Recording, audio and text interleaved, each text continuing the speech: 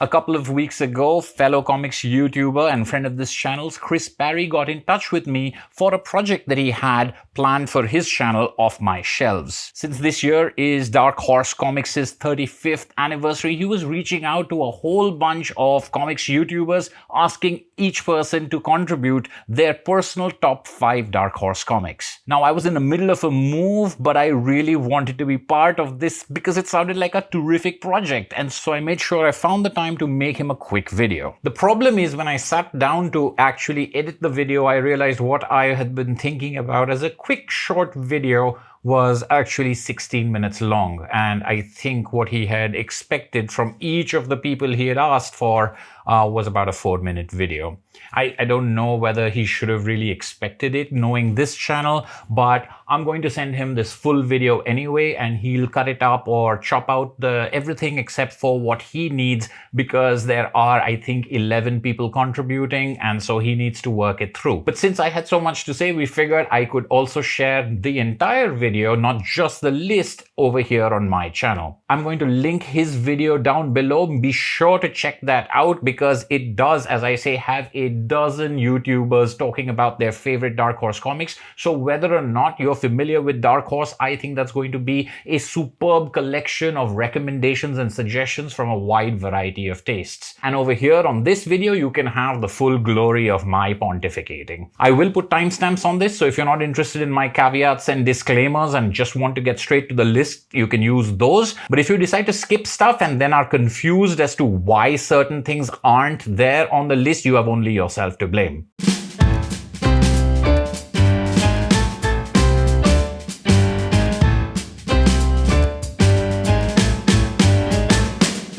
Alright, before I get started, I do have a couple of disclaimers, caveats, and disqualifications, because I've never made a list video without having a bunch of those, so I'm not about to start now. But there's also a great difficulty in wrestling what is such a huge library of comics down to a top 5. Now, if it had been a top 10 or a top 20, I think with a publishing house like Dark Horse, it still would have been really difficult. But with a top 5, I've got to make some tough cuts. So the way I looked at it is, if I was talking about my favorite Dark Horse comics, I would say my 5 favorite series, my 5 favorite standalone graphic novels, my 5 favorite adaptations of existing material or continuation of existing material, my top 5 reprints, because Dark Horse has done and excelled in all of these areas. This video is, however, going to only focus on my top 5 Dark Horse series, by which I mean there are no one and done standalone graphic novels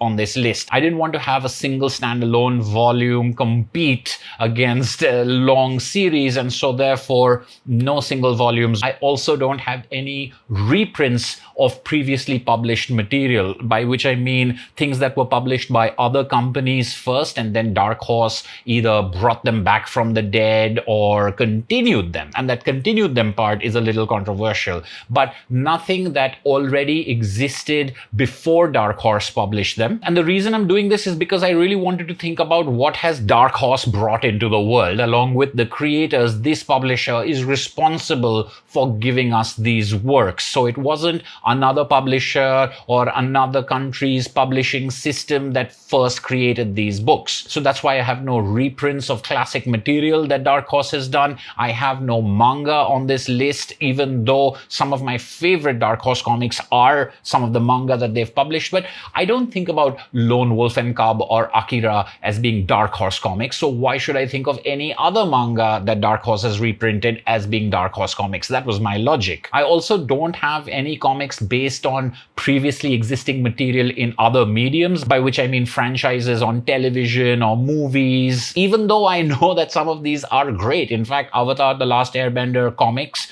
and Buffy the Vampire Slayer comics are quite good, and Dark Horse is the publisher of these, and they weren't published by someone else first. Dark Horse is the original publisher of these comics.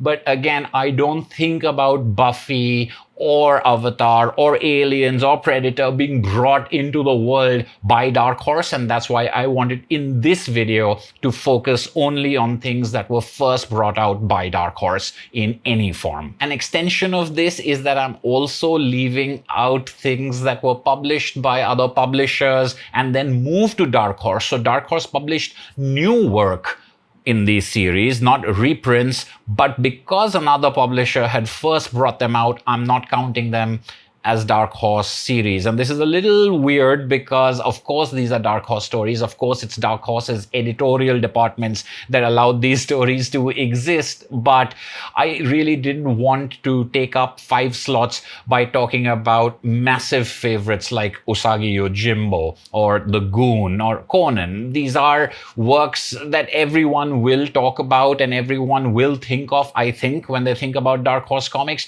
But I only have 5 slots, and I really wanted to shine the spotlight on things that I don't already spend a lot of time talking about with everyone who'll give me a listen.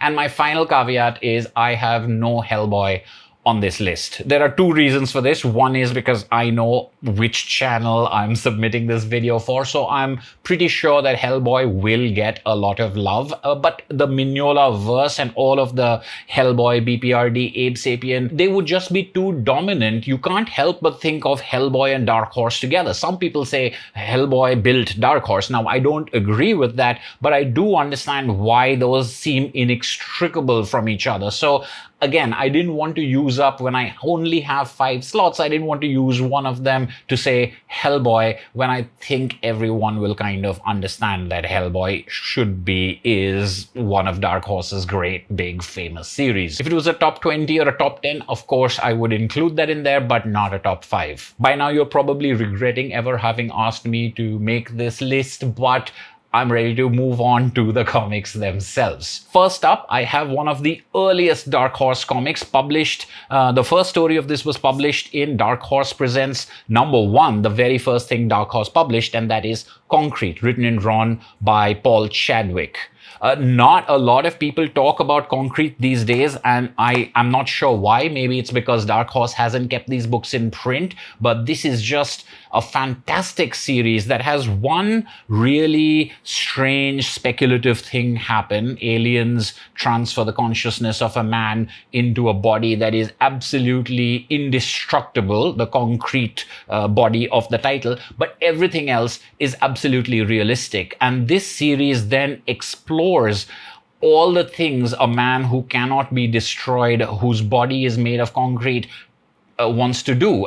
The individual character is fascinating, but also the kind of things that are taken away from you, the pleasures of the flesh, for example, make this a terrific series in so many unexpected ways. Concrete really plumbs the depths of what it is to be human and the human experience. It has very strong environmental messages running through it about the planet and what we as human beings do to it, how we live with nature. It talks about relationships. It's really difficult to describe how ambitious, how mature, and how complex this series is.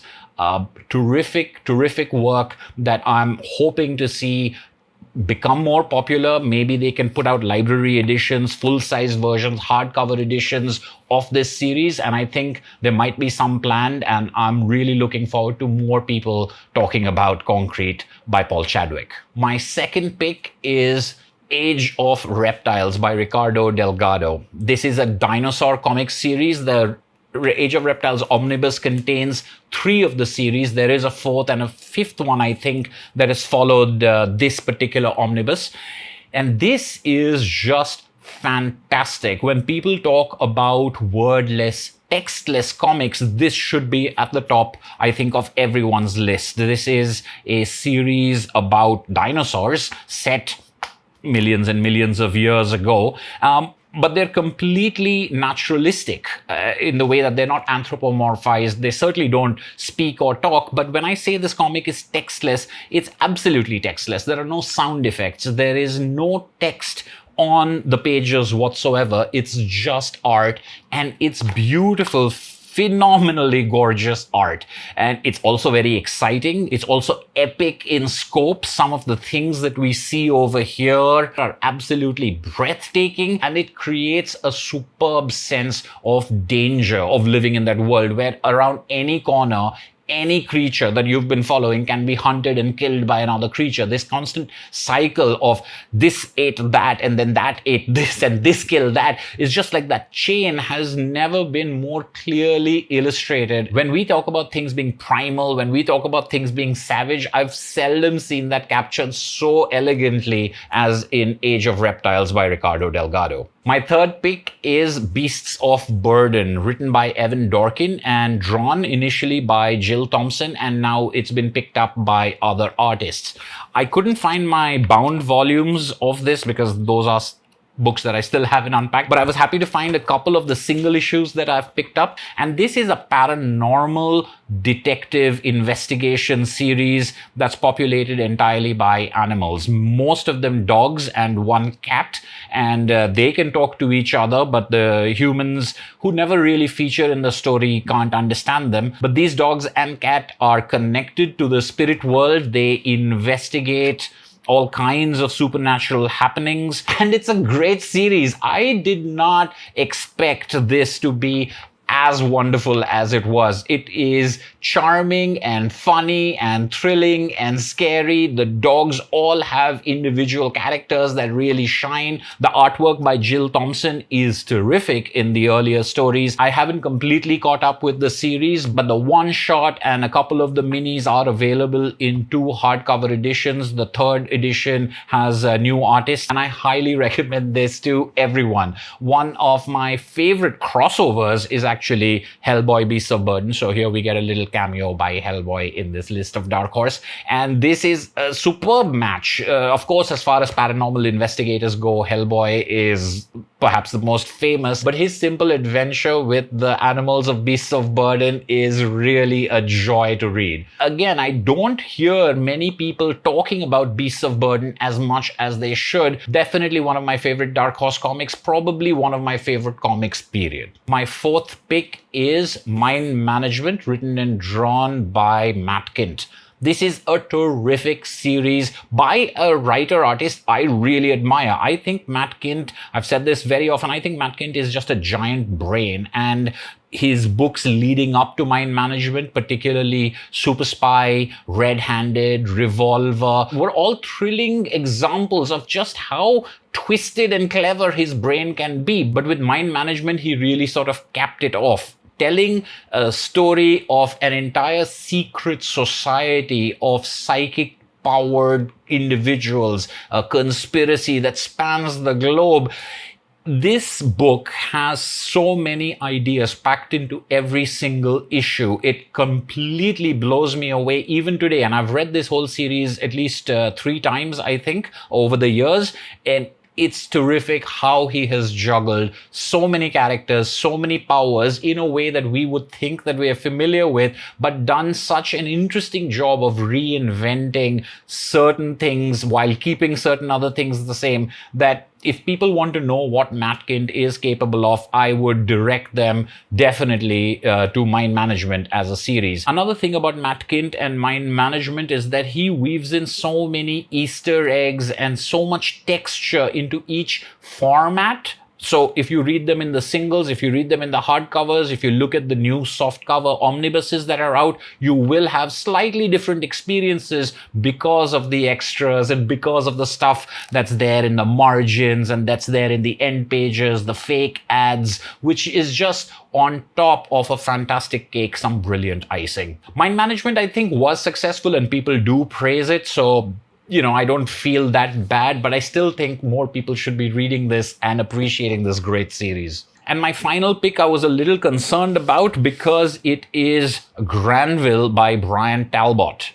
And the reason I was concerned about it is not because it's not a good series, it's an excellent series. It went up against Black Sad, as anthropomorphic noir crime stories, which they both are. But I think, in my opinion, I think this is a superior series because Black Sad has terrific art, but this has terrific art, terrific writing, incredible world building that is not only consistent across multiple volumes, but actually gets better. So by the time you're finishing the 6th book, you've really been on an epic journey in spite of them being individual police cases. The world of Granville is a fantastic feat of imagination where France won the Napoleonic Wars and ruled England for over 100 years. England has just 40, 50 years ago gotten its independence, and this is a steampunk world populated entirely, almost entirely by anthropomorphic animals. So Inspector LeBrock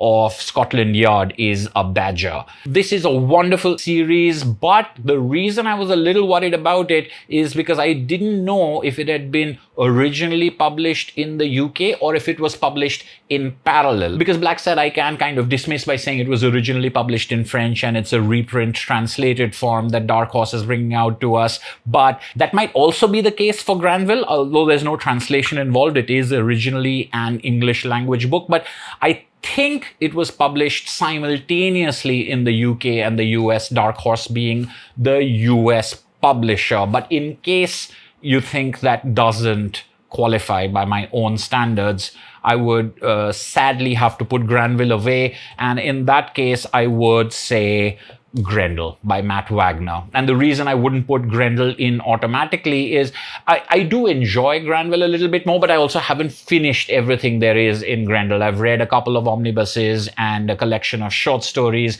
but there's a lot out there. It's terrific, violent, dark, amoral in all the right ways, complex, brilliant comic storytelling, and I really wish I could get my hands on the rest of this series. But honestly speaking, I've picked these 5 comics because I actually love these comics. When I think about Dark Horse, I think about these comics bringing me the joy that they have. Age of Reptiles and Concrete are very, very different comics, but the memory I have of the thrill of reading them for the first time, the thrill of revisiting them, is a pure joy that I feel very thankful for Dark Horse bringing me. So there you have it, my heavily disclaimed, caveated top 5 Dark Horse series of all time.